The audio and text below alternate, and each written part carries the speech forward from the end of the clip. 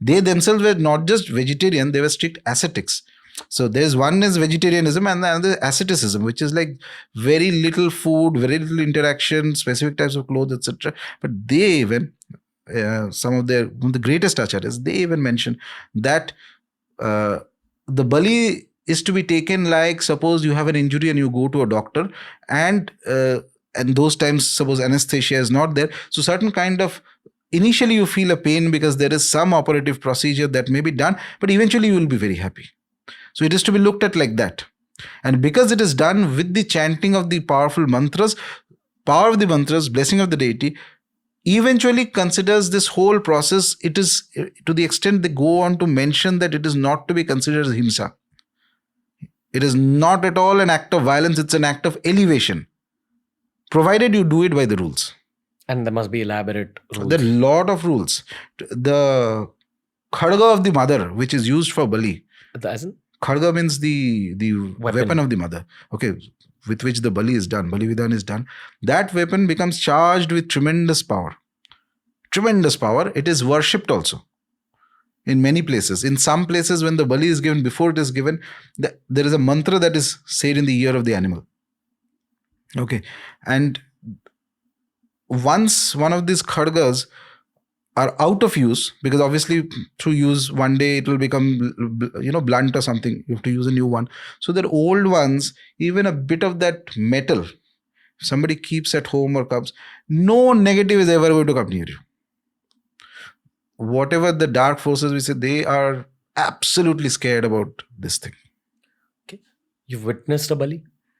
I have given bali many times. What does that mean? Nothing. I've take an animal, sacrifice, take a sankalpa, give to the mother in Kamakhya. Goat? Goat. Okay. How does the animal behave? Animal will struggle initially. Or you can, if there's a lot of balis happen, then the animal may struggle. And if there are some places where less balis happen, then you do it at as quickly as possible with the least amount of sort of, struggle or something like that. So that is why the bali always has to be in one shot. If the bali, in fact, the bali ritual is so important that the text mention that it's also the conventional living wisdom is that if a bali gets, if an error happens in the bali, you are not able to do the bali in one shot.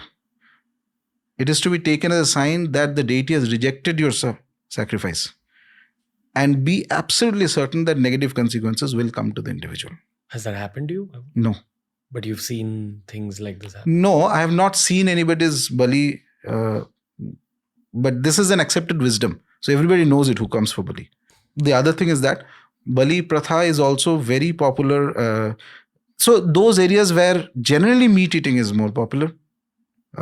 So bali is a very standard practice. Even without the Tantra Shastras also, the common population, lot of times, so they may have a specific desire and a mannat and what you call it, to the deity. They may say that, okay, if this gets fulfilled, so that I think that is perfectly all right. Because as I say, at the end of the day, for the vegetarian, it may seem like very odd or something like that, but there are innumerable people who are non-vegetarians. They have been so, they are today, and they will be so, and they have produced great saints also, by the way. So some of the greatest tantric masters, whether it is Matsyendranath or whether it is Brahmanandagiri, Purnanandagiri, they are fantastic high caliber siddhas. They've all given bali. They've written about bali, etc. So there's no reason to believe that there is anything wrong on that. It's a matter of perspective. Yeah. Do you want to mention what you told me outside about insulting the bali or crying about it within the temple premises? I do believe strongly that specifically for Kamakhya Pitha, if you are visiting there, if you have an objection to the bali, it's fine. You can have an objection. You can say that I don't like it. So then don't go there. That's my point.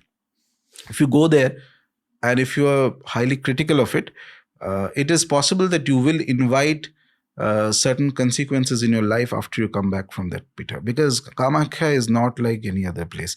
It is absolutely alive. It's charged, and there is Ma Kamakhya, and there are various other entities there surrounding her, Parivar Devatas, you call it, etc. And I've seen this happening many times with people. And I warn them this one thing: if you're going there for the first time, it's okay. You may feel shocked by the bali, etc. Don't criticize. You don't bother about it. You don't have to give bali. You don't bother about it. You be focused on the deity. You do your sadhana. You come back.